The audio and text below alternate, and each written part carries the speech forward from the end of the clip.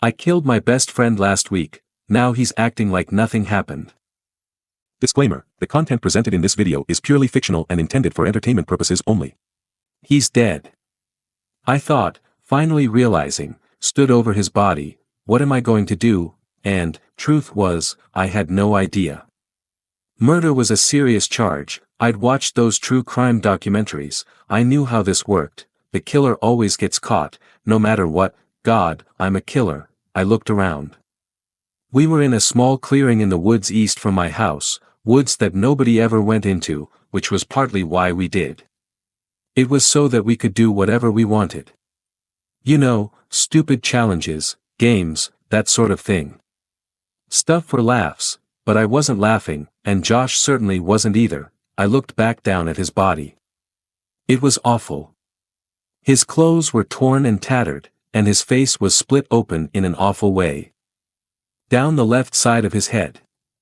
You'd have to squint hard if you even wanted to lie to yourself that it looked anything remotely human. I felt another pang of adrenaline. I need to be smart, I need to make this go away. I have to. I moved over to my left. There was a ditch here, about 2 meters deep, shallow on one side but rocky on the other. I looked back behind me towards Josh's bike and started to piece a story together, maybe. I thought, maybe he was riding his bike down here, he got distracted by something. Maybe he went into these sharp rocks, along the shallow side of the ditch, there was a bit where the rim turned upwards, like a ramp. Okay, he went along here, this ramp. Got distracted. Hit the rocks, it was the only thing I could think of. Maybe the sharp rocks slit his face like that. It might be a little far-fetched, but it was the best I could think of. I took a deep breath and lifted Josh. He was heavier than I thought, and I almost slipped in the wet dirt as I hoisted him over my shoulder and carefully placed him in the ditch. I tried to make it look like he was crawling away. He probably wouldn't have died straight away. Satisfied with the placement of him, I turned my attention to the bike. It was still pristine, as me and him had just stopped and leant them against a tree earlier on. That's not going to work, I thought, it needs to be bashed up more. I grabbed his bike and slowly rolled it down the mud in the path it would have gone and then lifted it up and threw it across the ditch into the rocks. I picked it back up and did it again. That looks alright. I didn't pick it back up afterwards, it was already in a good spot, and probably would be more authentic if I didn't pose it. The last thing I did was take my jacket off, with all the blood on it, hoisted it under my arm, put it on the seat of my bike and, after taking one last look back, rode back home. I left Josh there and, with him, a little bit of myself as well. I unlocked the front door of my house and hurried inside. I ran up to my room immediately and hid the coat under my bed. I'll figure out what to do with it later. I dulled my brain with a shooter game, barely paying attention. The rain outside was a small mercy, maybe it would wash some evidence away. My mum was coming back from work by now, and so I was now trying to act in higher spirits so nothing seemed too off. I guessed I probably had up until this evening before the police would be called. Josh usually lingered in town for a few hours after we hung out, and so it wasn't unusual for him to be home late. But he wouldn't come home today. I heard the key turn in the door. It made me jump. I got up and plastered a smile across my face and went to meet her at the front door. "Hello, Dan," she called from the hallway. "Hey Mum," I said, lingering in the doorway, arms crossed. "Did you have fun with Josh today?" She said, back turned to me, hanging her coat up. Yeah. Yeah, I did. Had to come home a bit early though, he said he needed to do something. Ah well, I'm sure it was important. Anyway, it's the holidays now, you could always hang out with him tomorrow. Yeah. I said, my smile slowly fading. When I went to bed that night, every time I closed my eyes I could see that ditch etched into my mind, the mangled roots, the mangled bike, the mangled body. I got maybe half an hour of sleep before my alarm jolted me awake at 5 a.m. I immediately remembered Josh's face, twisted, warped. Impossible. I felt like a stranger in my skin. The air was suffocating. The rooms in my house felt far larger than I'd ever noticed and that they had any right to be. Large and empty. Nothing felt right. I don't know how to describe it to you because I can't even really understand it myself, but the thought of Josh's parents sat there, worry building, waiting anxiously for a boy who would never come back, their only son, made me feel. I felt sick. I'm not sure if my mom had noticed that something was up. I mean, she must have, but I noticed her giving me weird looks for that entire morning. Occasional glances. All of this pressure kept building, and building, and building, and building.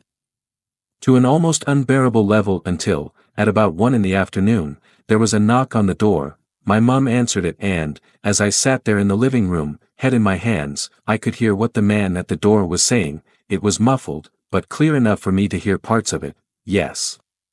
No, he didn't. His parents haven't seen him. If we could just.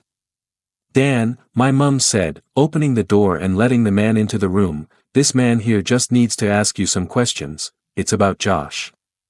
I bottled everything down, swallowed and then spoke as clearly as I could, maybe a little bit too quickly but it was the best I could do. Josh. I looked away from my mum and now at the officer. He had a warm, kind facial expression, but with a tinge of unease and awkwardness. He was about to break the news. I'm not supposed to know yet. What's happened to him? I chuckled slightly. Has he gotten himself into some more? I trailed off. Listen, Dan.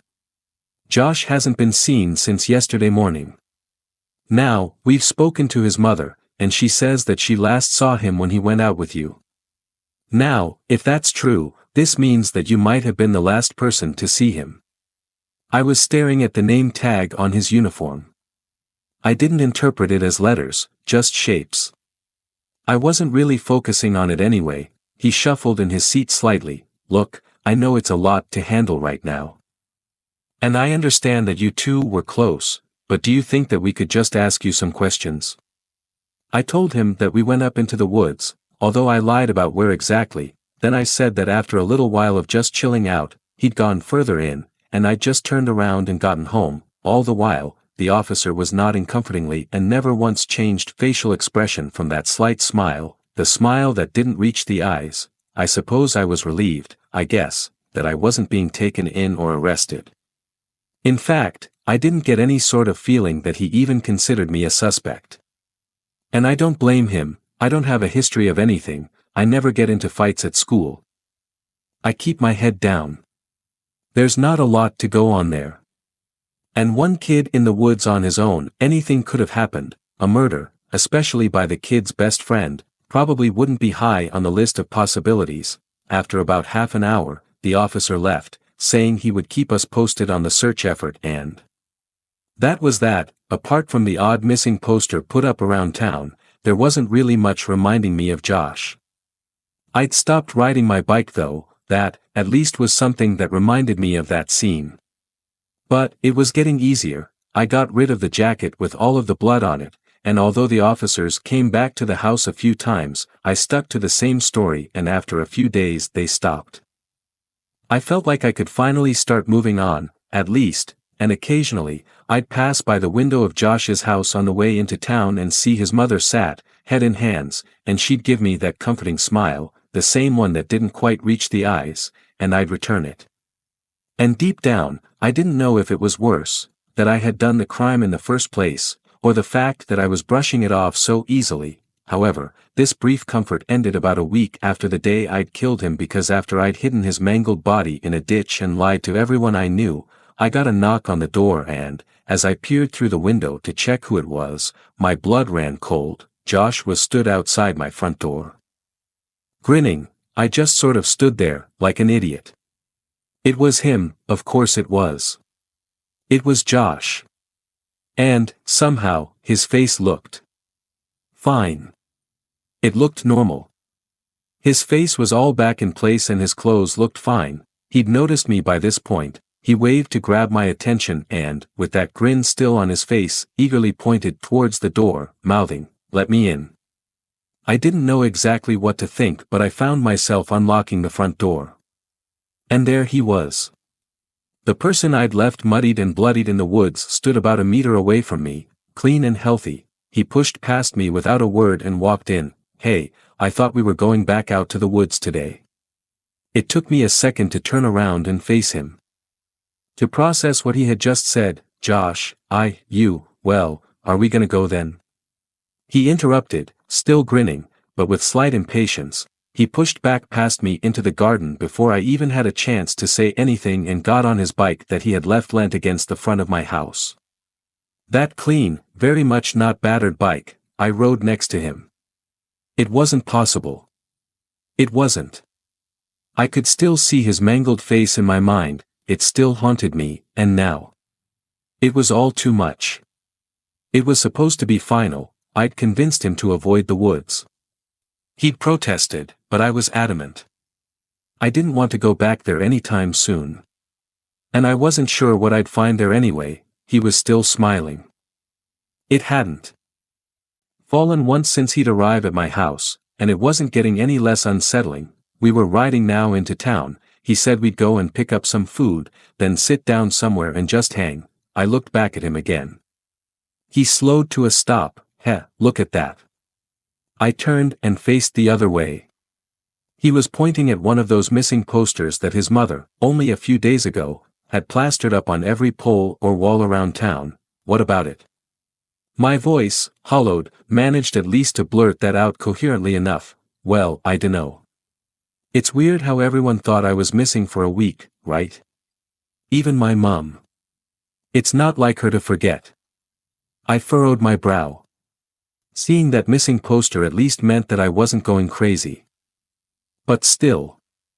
I had to be cuckoo somehow. I mean, she even called the police, if you can believe that. I grunted, but it's okay, he continued. I told her about what happened, and she phoned them saying it was all right. I noticed I was slowing down, so I caught back up to him, as we rode further up our road, past his house. We both slowed as we approached the window. My eyes involuntarily drifted toward it. I looked and, after Josh waving, we both saw his mother grinning and waving back. Her head moving between two people. I stopped suddenly. He stopped too and looked at me in confusion. I tried to think about how to ask this. I didn't want to be too direct. But I still needed to know the truth. Listen. Josh, I looked at him. He nodded. What did you mean when you said your mum forgot? He started chuckling and seemed to relax a bit.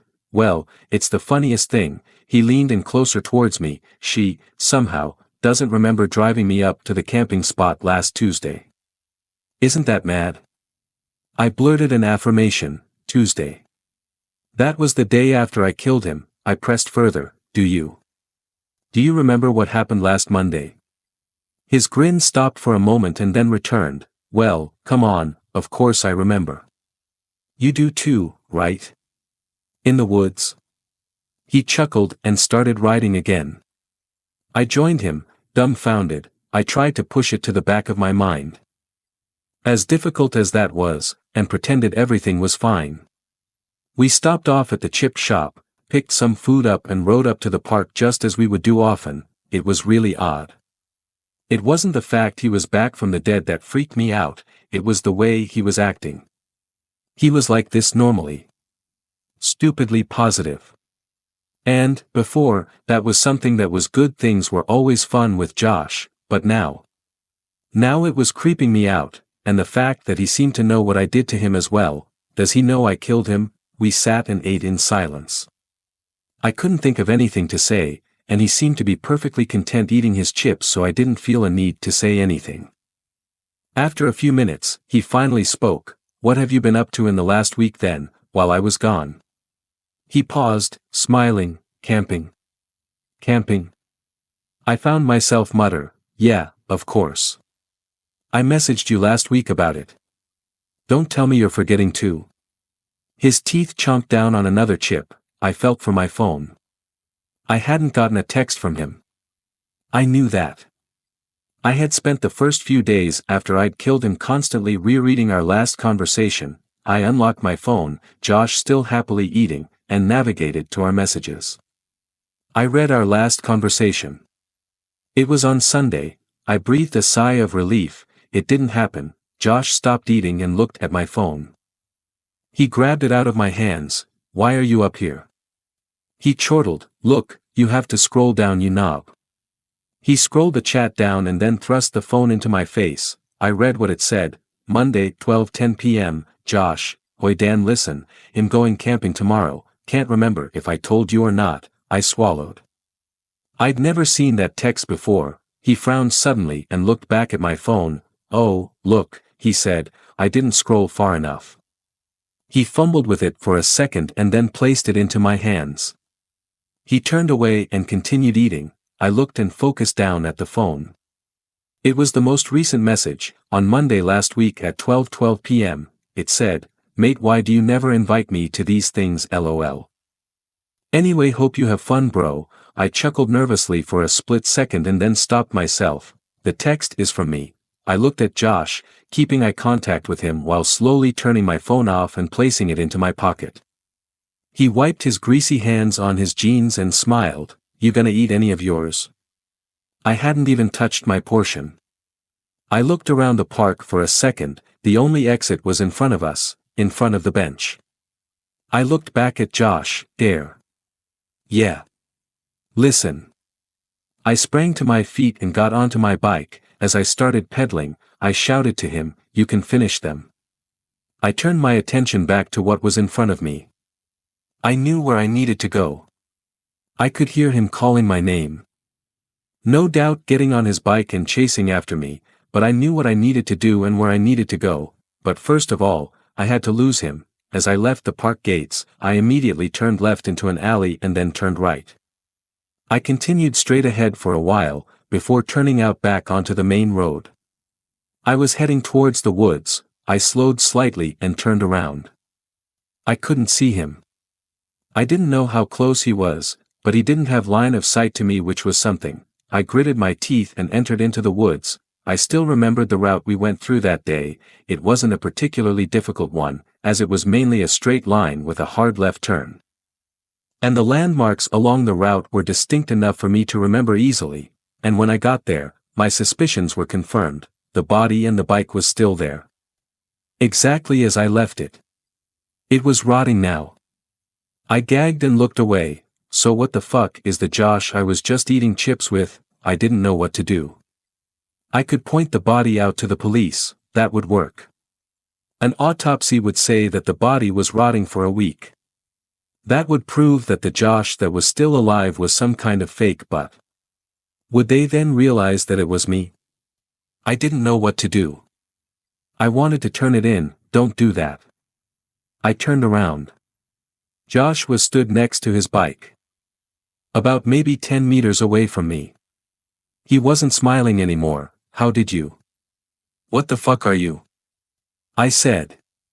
But he didn't answer. You're not going to tell the police anything, he said. I'll be back up here in a bit to sort all of this out. What are you? I repeated. You let me live my life and I'll let you live yours. We won't talk about this again. His voice was sounding oddly deep and raspy. Remember. It's what you did. I'll see you soon. But before I could respond, he was already far away. Until next time, subscribe to stay up to date with all updates. No screamers or shocking moments, only comfort and safety. Bye.